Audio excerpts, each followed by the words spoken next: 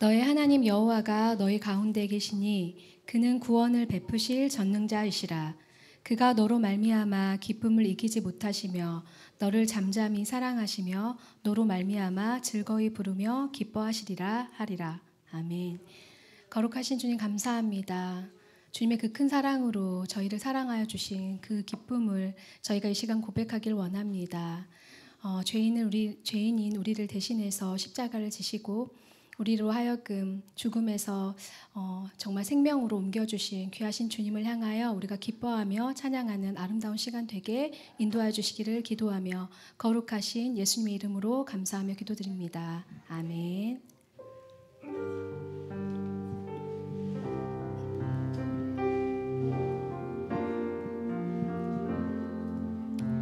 내 감은 눈 안에 이미 들어와 계신 예수님, 나보다 앞서 나를 찾아주시네. 내 뻗은 두 손 위로 자비하심을 내어주시니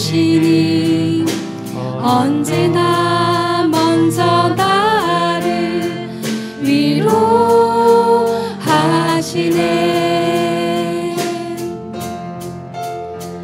내 노래 가운데 함께 즐거워하시는 늘 나의 기쁨이 되시네. 수많은 사람 중에 나를 되게 잡으시고 눈물 거두어 빗살가루 채우시네. 그분은 내 자랑, 나의 기쁨, 나의 노래, 나의 전부 되시네. 내 감은 눈 안에 이미 들어와 계신 예수님, 나보다 앞서 나를 찾아주시네. 내 뻗은 두 손 위로 자비하심을 내어주시니 언제나 먼저 나를 위로하시네. 내 노래 가운데 함께 즐거워하시는 늘 나의 기쁨이 되시네. 수많은 사람 중에 나를 되게 잡으시고 눈물 거두어 빗살가루 채우시니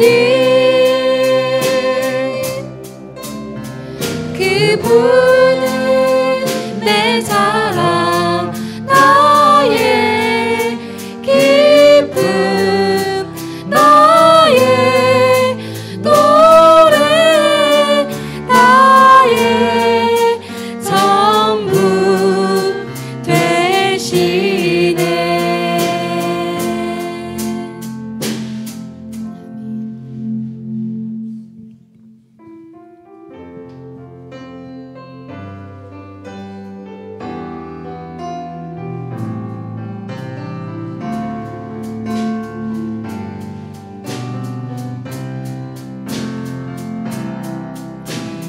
내 평생 사는 동안 주 찬양하리. 여호와 하나님 내 주를 찬양하리.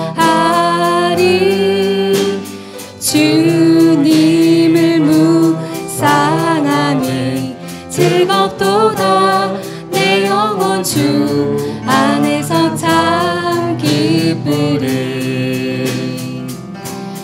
내 영혼아 주님을 송축하라. 내 영혼아 주님을 찬양하라. 내 영혼아 주님을 송축하라. 내 영혼아 주님을 찬양하라. 내 평생 사는 동안, 내 평생 사는 동안 주 찬양하리. 여호와 하나님 내 주를 찬양하리. 주님을 묵상함이 즐겁도다. 내 영혼 주 안에서 참 기쁘리. 내 영혼아 주님을 송축하라. 내 영혼아 주님을 찬양하라. 내 영혼아 주님을 송축하라. 내 영혼아 주님을 찬양하라. 내 평생 사는 동안, 내 평생 사는 동안 주 찬양하리. 여호와 하나님 내 주를 찬양하리. 주님을 묵상함이 즐겁도다. 내 영혼 주 안에서 참 기쁘리. 내 영혼아 주님을 송축하라. 내 영혼아 주님을 찬양하라. 내 영혼아 주님을 송축하라. 내 영혼아 주님을 찬양하라. 내 영혼아, 내 영혼아 주님을 송축하라. 내 영혼아 주님을 찬양하라. 내 영혼아 주님을 송축하라. 내 영혼아 주님을 찬양하라. 아멘.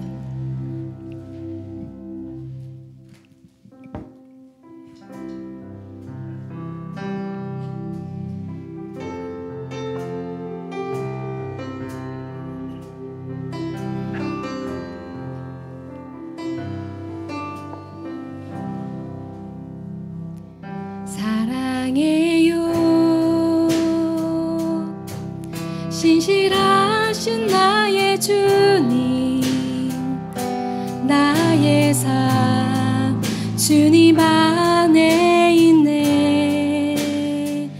눈을 뜨는 아침부터 나 잠들기까지 호선하신 주를 노래하리. 사랑해요, 사랑해요 신실하신 나의 주님. 나의 삶 주님 안에 있네. 눈을 뜨는 아침부터 나 잠들기까지 호선하신 주를 노래하리.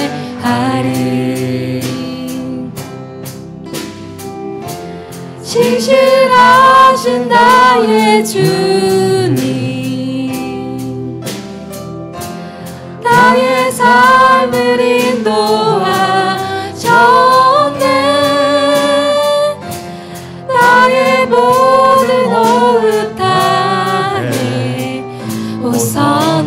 승천하신 주를 노래하리.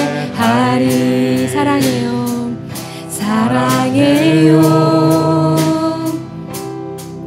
나를 인도하신 주님, 고난 중에도 나와 함께 하셨네. 내 아버지 되시며 친구 되신 주, 나의 삶 주님 안에 있네. 신실하신 나의 주님, 나의 삶을 인도하셨네. 나의 모든 오은 땅에 오선하신 주를 노래하리. 신실하신 나의 주님,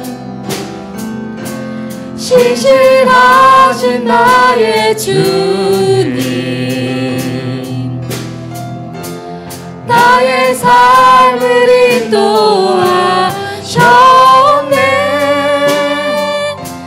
나의 모든 오은 땅에 오선하신 주를 노래하리.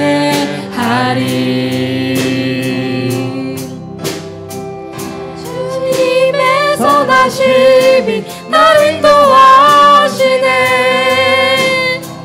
주님의 선하심이 날 지켜주시네. 주께 엎드려 나의 모든 삶 주님께 드리네. 주님의 선하심이 날 인도하시네. 주님의 선하심이 날 인도하시네. 주님의 선하심이 날 지켜주시네. 주께 엎드려 나의 모든 삶 주님께 드리네. 주님의 선하심이 날 인도하시네. 신실하신 나의 주님, 나의 삶을 인도하셨네. 나의 모든 오은 땅에 오선하신 주를 노래하리. 신실하신 나의 주님, 신실하신 나의 주님, 나의 삶을 인도하셨네. 나의 모든 오은 땅에 오선하신 주를 노래하리. 오선하신 주를 노래하리. 선하신 주를 노래하리.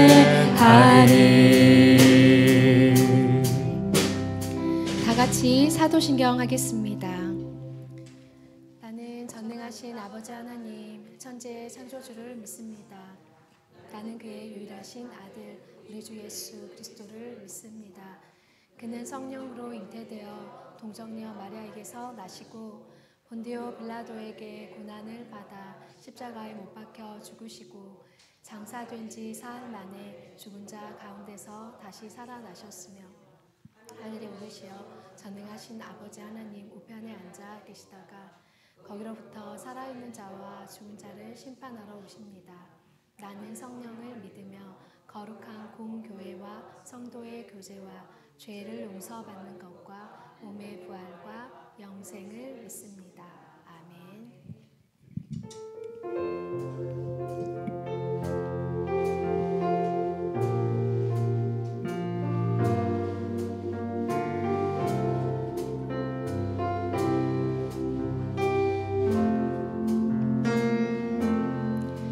내 영혼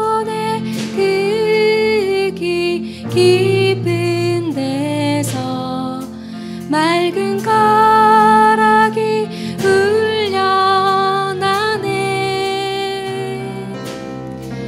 하늘 곡조가 언제나 흘러나와 내 영혼은 고이 사네. 평화 평화로다. 하늘 위에서 내려오네.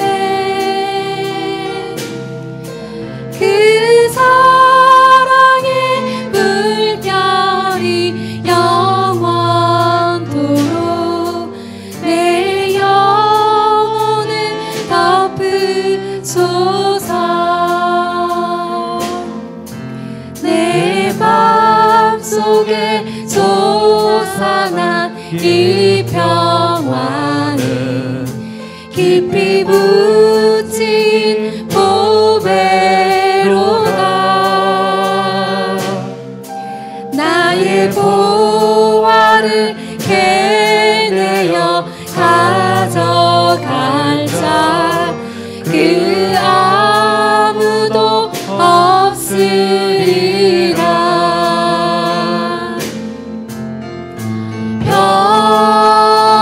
평화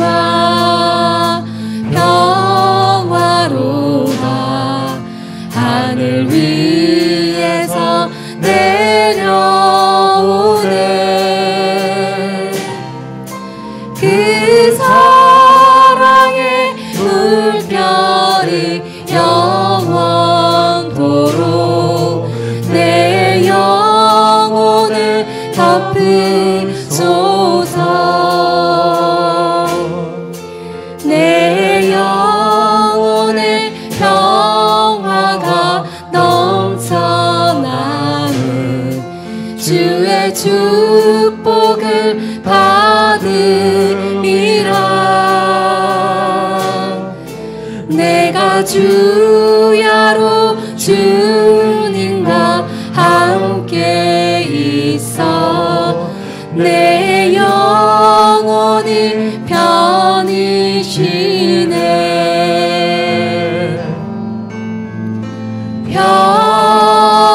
평화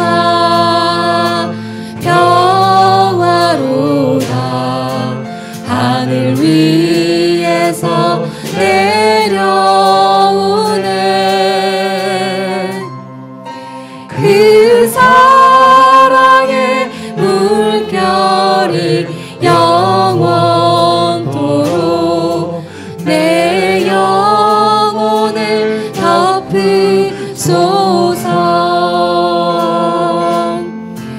이 땅 위에 험한 길 가는 동안 참된 평화가 어디 있나. 우리 모두 다 예수를 친구 삼아 참 평화를 누리겠네. 평화 평화로다. 하늘 위에서 내려오네. 그 사랑의 물결이 영원토록 내 영혼을 덮으소서. 평화 평화로다. 평화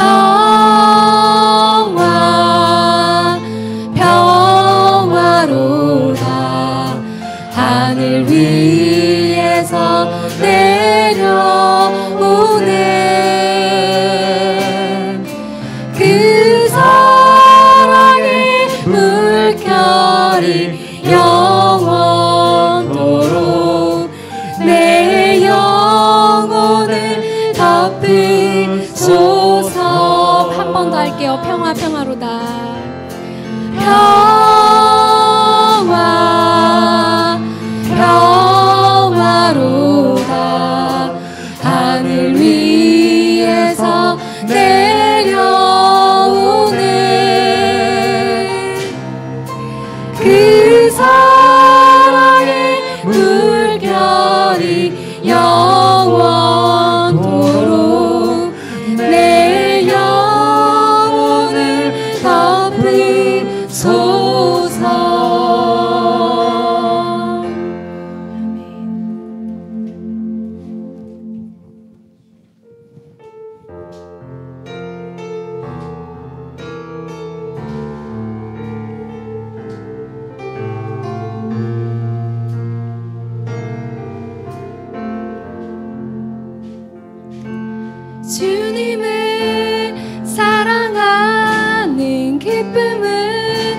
그 즐거움을 빼앗기지 않게 하소서.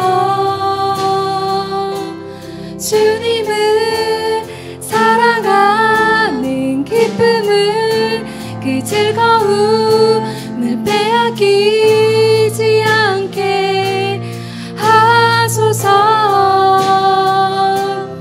예수 예수 예수 예수 주님을 사랑합니다. 예수 예수 예수 예수 주님을 사랑합니다. 주님을 사랑하는 기쁨을 그 즐거움을 빼앗기지 않게 하소서. 주님을 사랑하는 기쁨을 그 즐거움을 빼앗기지 않게 하소서. 예수 예수 예수 예수 주님을 사랑합니다. 예수 예수 예수 예수 주님을 사랑합니다.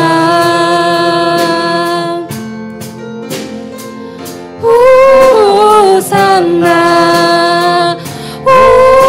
호산나 어서 오소서.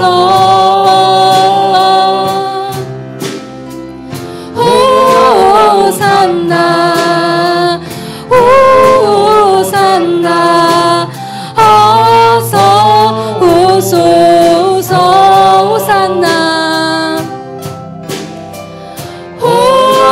호산나 호산나 어서 오소서.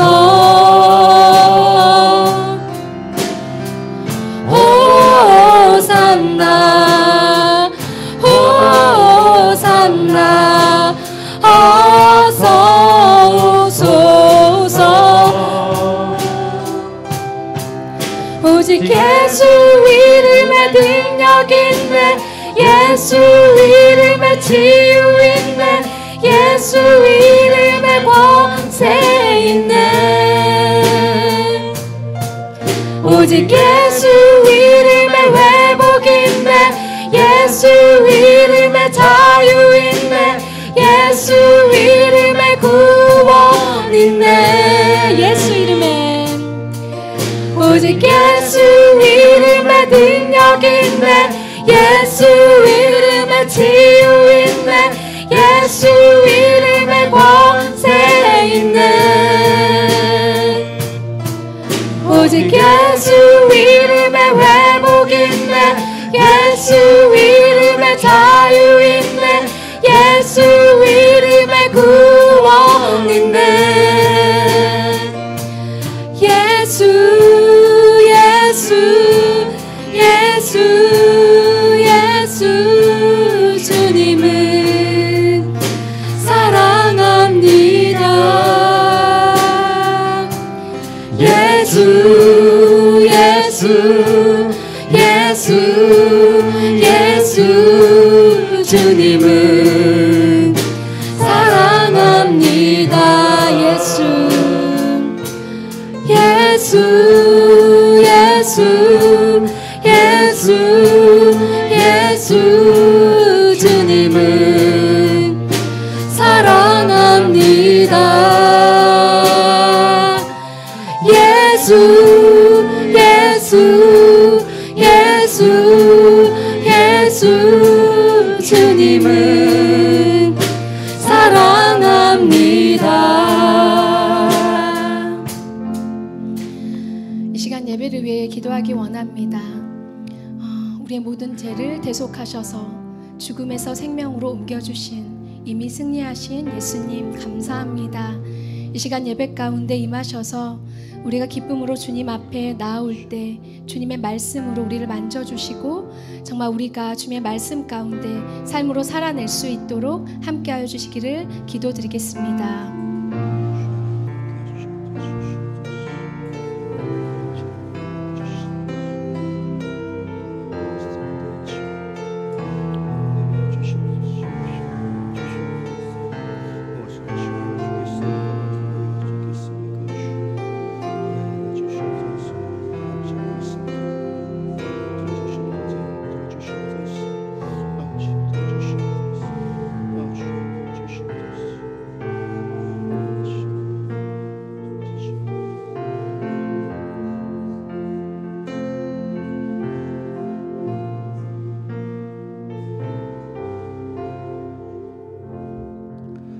박집수 집사님 기도하시겠습니다.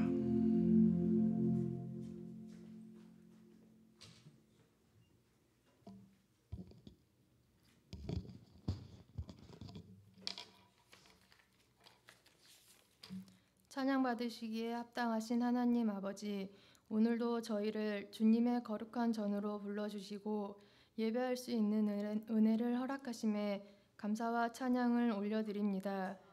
우리의 삶을 인도하시며 한순간도 놓지 않으시는 주님의 손길을 기억하며 이 시간 겸손한 마음으로 주님 앞에 나아갑니다. 사순절을 보내며 예수 그리스도의 십자가 사랑을 묵상하게 하시고 우리 각자의 삶을 돌아보며 회개의 기도로 나아가게 하시옵소서. 예수님께서 고난을 받으시고 십자가를 지신 이유가 바로 우리의 죄 때문임을 깨닫고 우리의 교만과 이기심을 내려놓으며 주님의 용서와 자비를 간구합니다. 우리의 마음이 세상의 욕망과 자기 중심적인 생각에 물들지 않도록 도우시고 주님께 더욱 가까이 나아가는 사순절이 되게 하시옵소서. 예배와 말씀을 통해 성도들이 영적으로 성장하며 기도의 능력을 경험하게 하시고 더욱 사랑으로 하나 되어 주님의 뜻을 이루어가는 공동체가 되게 하시옵소서. 특별히 이 시대를 살아가는 젊은 세대들에게 믿음의 확신을 주시고 세상의 가치관에 흔들리지 않도록 주님의 말씀으로 굳건히 세워주시옵소서. 환우들을 기도합니다. 질병으로 고통받는 모든 환우들에게 주님의 크신 사랑과 치유의 손길이 그들과 함께 하시옵소서.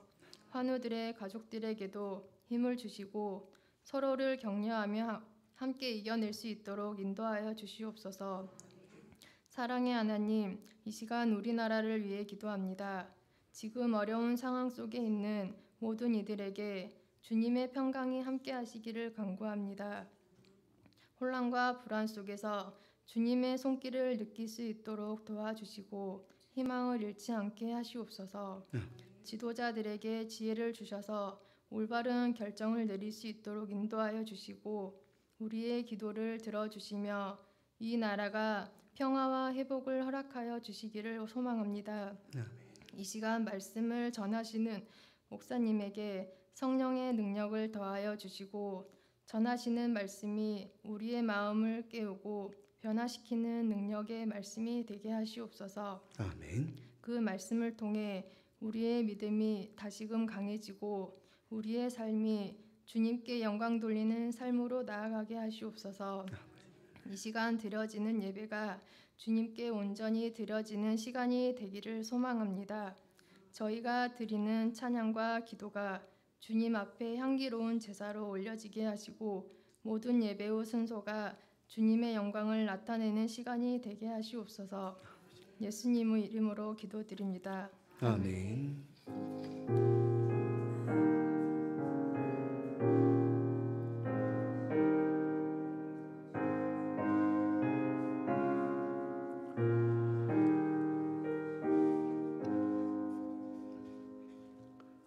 네, 이 시간 주신 말씀 보겠습니다. 마태복음 10장 16절에서 23절까지의 말씀입니다.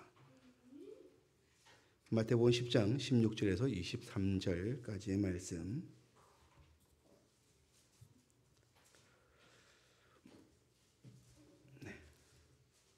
신약성경 15쪽에 있습니다. 한 절씩 교독하겠습니다. 보라, 내가 너희를 보냄이 양을 이리 가운데로 보냄 같도다. 그러므로 너희는 뱀같이 지혜롭고 비둘기같이 순결하라.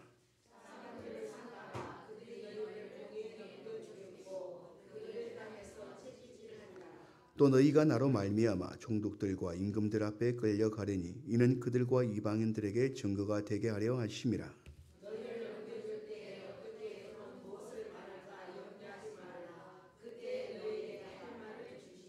말하는 이는 너희가 아니라 너희 속에서 말씀하시는 이 곧 너희 아버지의 성령이시니라.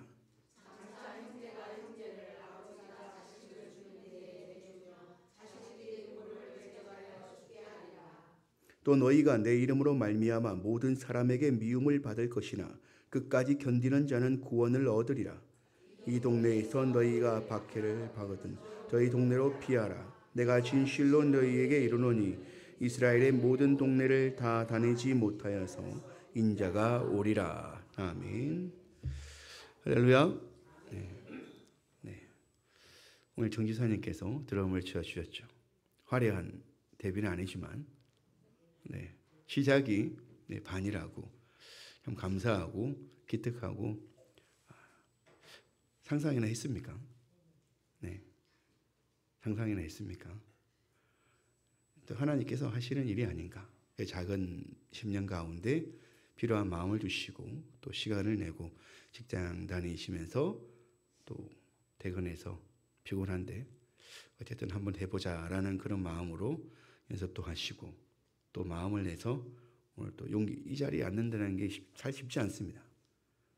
연주에 맞춰서 박자를 맞춘다는 것이 또 혼자 할 때랑도 틀리고 그래도 도전해 주시고 함께 해 주신 것에 너무나 감사드리고 그로 인하여서 또 찬양이 갈수록 더 풍성해지고 은혜가 될 줄 믿습니다.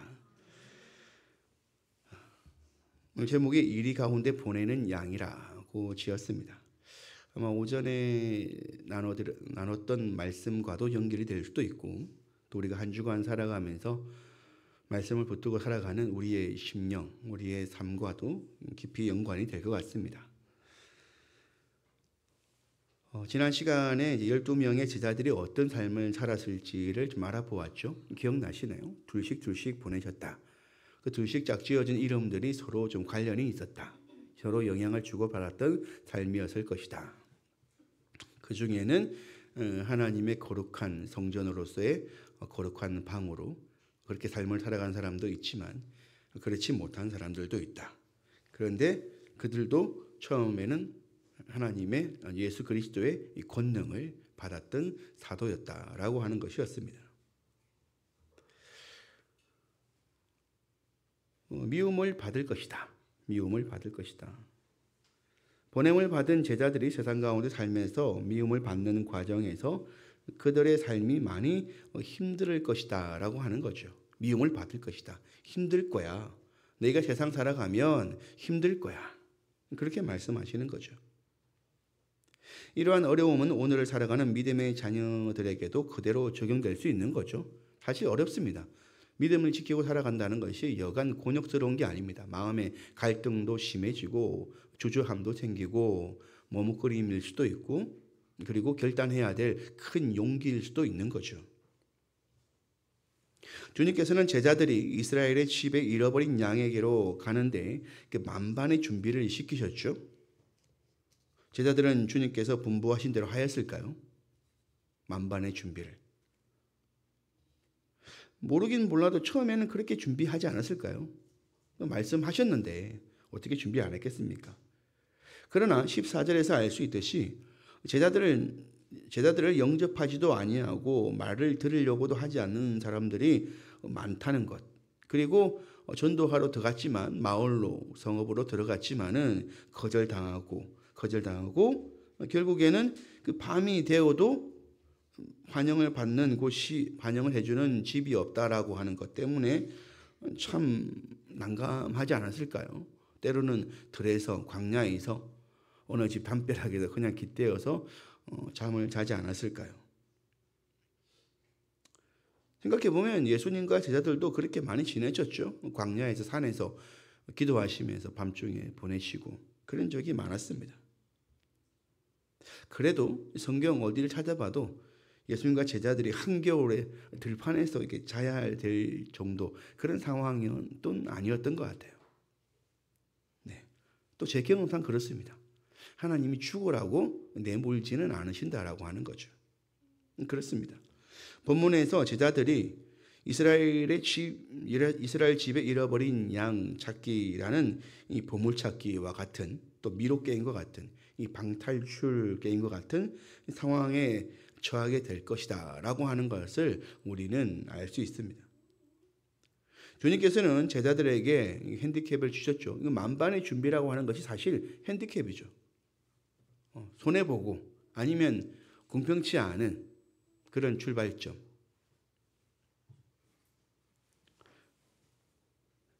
그런 핸디캡을 주셨는데 구체적으로 기억해보면 사역한 후에 사례를 받지 말고 거저 주라는 것입니다. 그러면 저는 사례비 안 받고 목회해야 되는 거죠. 목회하면서 사례비를 받는다는 게 말이 됩니까? 말이 됩니까? 거저 주는 심령으로 하라는 거죠. 주신 것에 감사하고 고마워하고 꼭 그것이 아니더라도 더 낫기를 더 요구하기를 그걸 생각지 말라. 최소한으로 생각해보면 그런 것이 아닐까요? 그럼 우리는 어떻습니까? 우리가 한 달 동안 수고하고 애쓰고 한 것에 대해서 하나님이 왜 이것밖에 없습니까? 왜 이것밖에 없는 겁니까? 그렇게 불평하기보다 그렇게 만족하는 거죠. 예수님께서는 제자들에게 큰 권능을 주셨습니다. 귀신을 쫓아내고 병을 고치는 권세를 주셨던 거죠. 그걸 행하고 예전에 말씀을 드렸습니다. 제가 찬양 사역자가 되려고 했던 건 아니지만 어떻게 기도원에서 찬양 인도해달라고 하는 요청을 받았는데 언제부턴가 기도원 원장님께서 이 사례비를 주시더라고요. 수고한다고. 신학교 다니니까 교통비나 하라고. 그렇게 해서 사례비라고 하는 것들을 이제 받기 시작한 거죠. 그러면서 이제 전도사 사역을 하면서 교회 안에서도 사역을 하면서 목회자 사례비를 받게 되고 그러다가 이제 특별한 부흥의 집회를 통해서 인도자로 찬양 사역자로 이제 초청을 받게 돼서 가다 보니까 이렇게 이제 한 달 급여 정도 되는 그런 또 사례도 받게 되고 야 이게 돈이 되는구나 그런 생각도 들기도 했습니다. 그러다가 하나님께 주신 마음이 하나님께서 내가 돈 벌라고 찬양의 은사를 주시고 좋은 목소리를 주신 것이 아닐 텐데 그 예전에 말씀드렸습니다. 이 찬양 인도하면서 교만해질 수 있는 그런 상황이 있었다고. 그 이후로부터 찬양 인도자로 서지도 않을 뿐더러 사례도 받지 않아야 되겠다라고 생각한 거죠. 왜? 거저 받은 것이기 때문에 거저 주라는 것입니다. 거저 받은 인생, 우리가 구원받은 것이 우리가 돈을 많이 내고 산 것이 아니지 않습니까? 구원받은 것이 거저 받은 것 아니겠습니까? 그러니까 거저 나누는 인생이 되어야 한다라고 하는 거죠. 그런데 그것이 핸디캡이라고 하는 거야. 세상을 살다 보면. 심지어 주님께서는 금이나 은이나 돈과 같은 물물 교환을 할 수 있는 화폐 같은 것들을 가지고 다니지도 말라고 말씀하셨죠. 그리고 배낭도 메지 말라고 하셨고 여벌의 옷과 신고와 지팡이도 가져서는 안 된다라고 말씀을 하셨습니다. 상상해 보십시오. 먼 여행을 갈 건데 그럴 모습으로 그런 상태로 가야 한다면 여행 갈 수 있는 모습이 아니겠죠. 배낭도 없고 여벌의 옷도 없고 돈도 없고 지팡이도 없고 그런 모습으로 어떻게 여행을 갈 수 있을까? 반대로 여행이라고 한다면 예수님께서 가지지 말라고 한 그 모든 것들을 다 챙겨야 여행이라고 할 수 있지 않겠습니까? 예수님께서는 아마도 그렇게 멀리 가지 않을 것이기 때문에 그렇게 말씀하신 것이 아닐까요? 아니면 간단한 일이기 때문에 그렇게 말씀하신 것이 아닐까요? 그러면 오늘날 교회가 물질을 들여서 전도용품을 준비하고 사람들을 만나는 것은 잘못된 것이 아닐까요? 예수님은 제자들이 예수님께서 사람들을 대하는 모습을 보고 자신과 같이 하라고 말씀하셨습니다. 예수님께서 제자들이 자신과 같이 하라고 하신 이유는 제자들은 이후에 믿음의 자녀들에게 모범이 되어야 하기 때문입니다. 모범은 부드럽거나 융통성 있어 보이지 않는 경우가 많습니다. 원리 원칙에 충실하죠. 제자들에게 요구되어지는 원리 원칙이 무엇일까요? 본문을 통해서 알아보게 되면 먼저 제자들은 이리 가운데 있는 양과 같다라고 말씀하십니다. 너희가 모범된 생활을 해야 되는데 너희 상황이 이리 속에 있는 양과 같아. 왜 늑대가 아니고 이리라고 하셨을까요?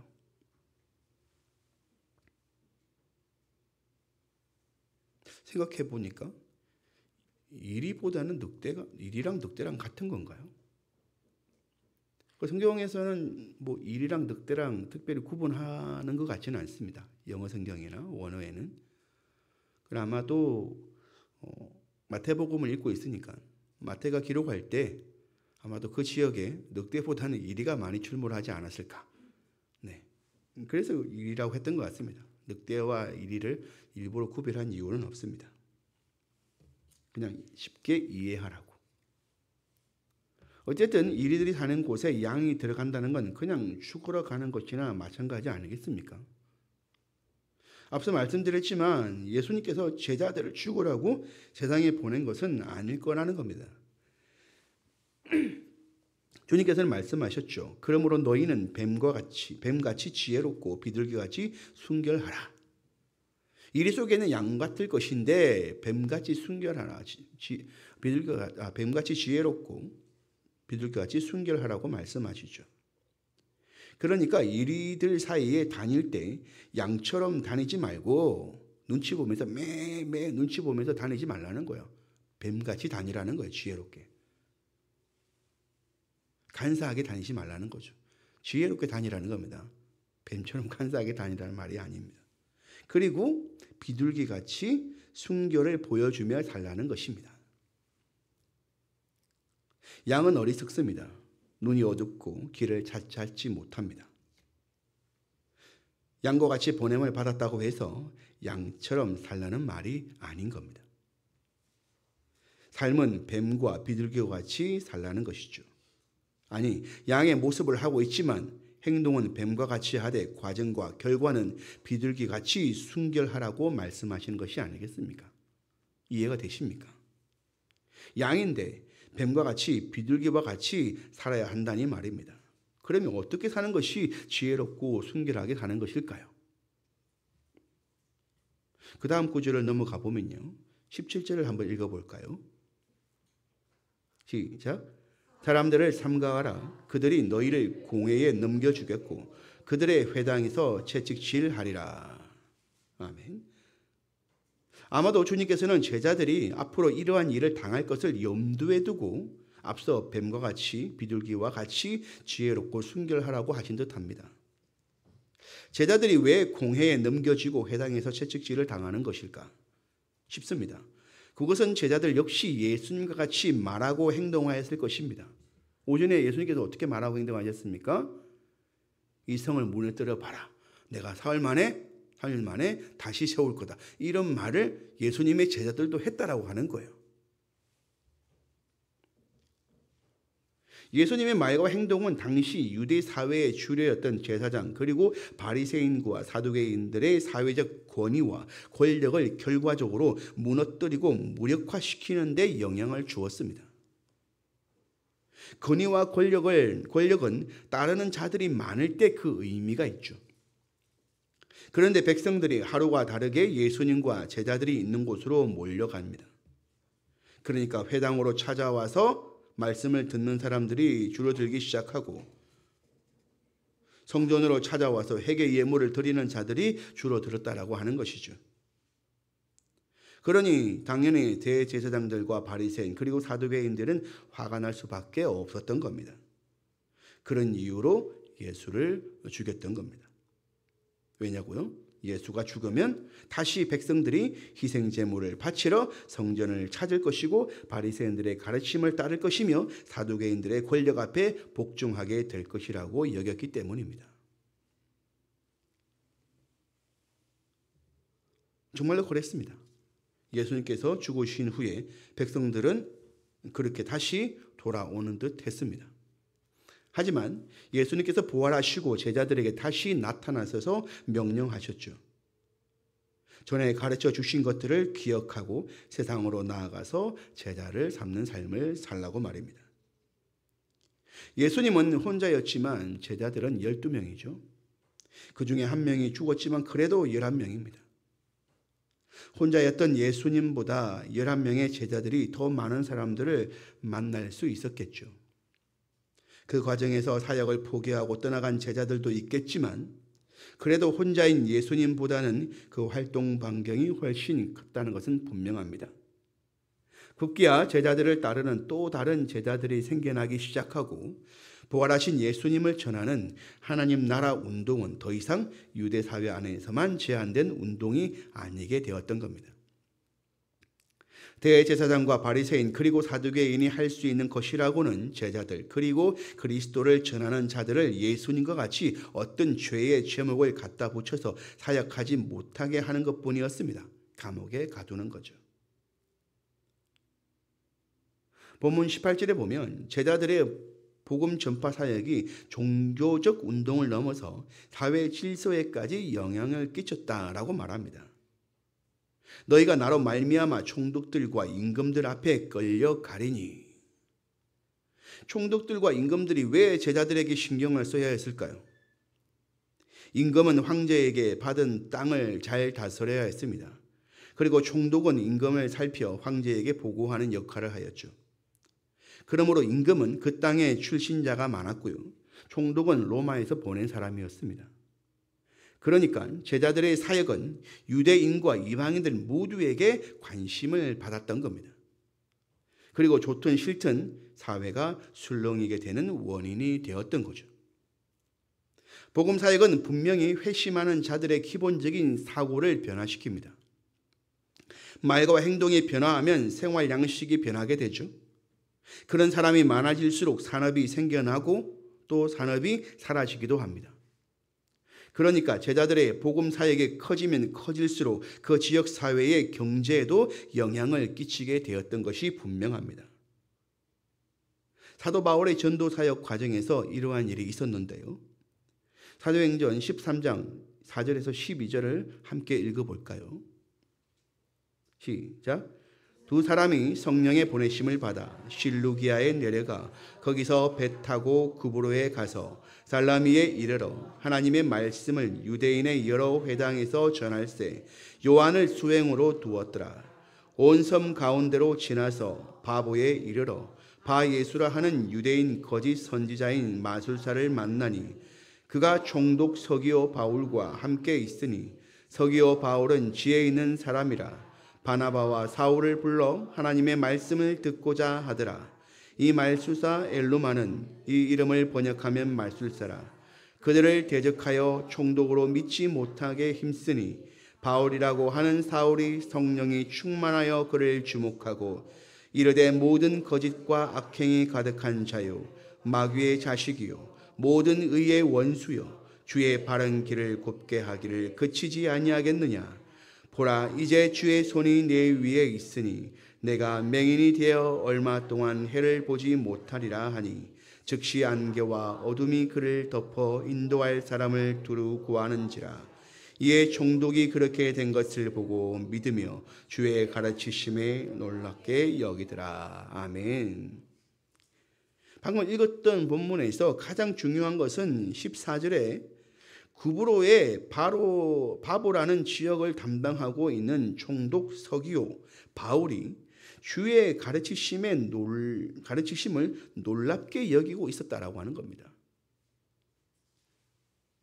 구브로의 바보 지역의 총독 서기오라고 하는 사람이 바울의 가르침을 놀랍게 여겼다.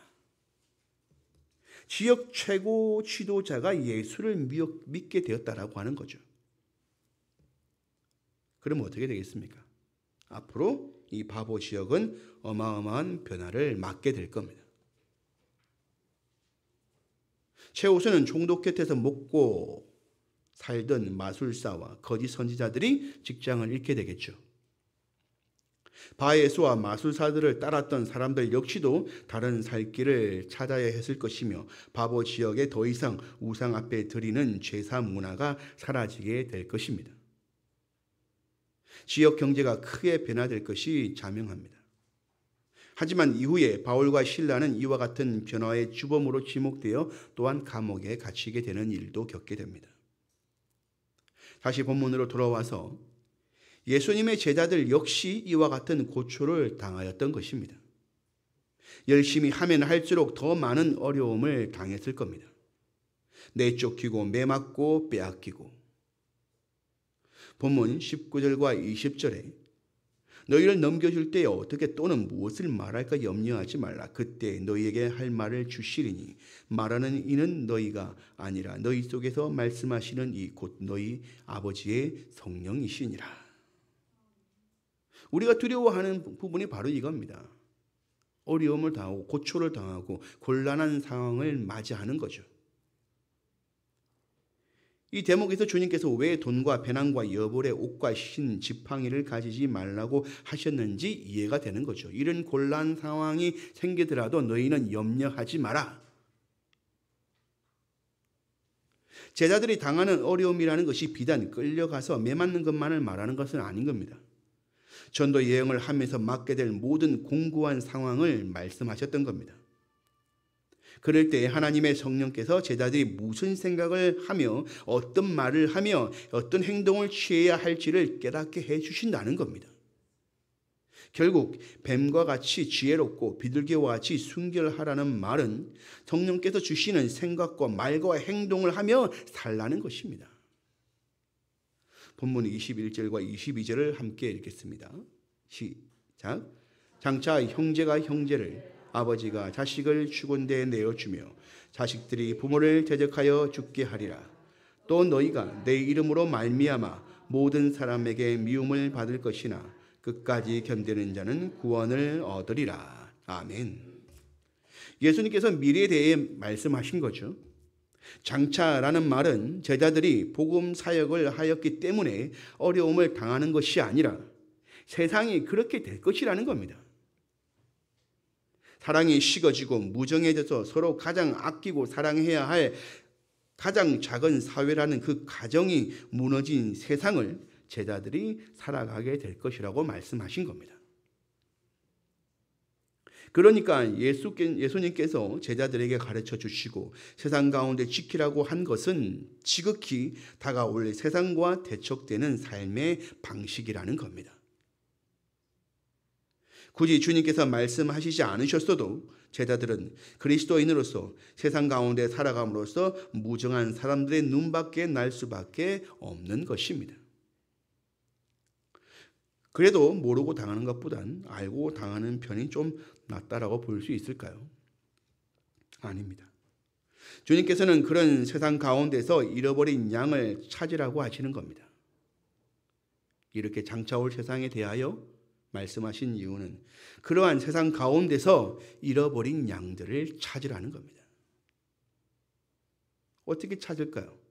알아볼 수 있는 거죠. 왜냐고요? 내가 양이니까. 내가 양으로 보내진 이유는 뭡니까? 양을 알아보기 위해서인 거죠.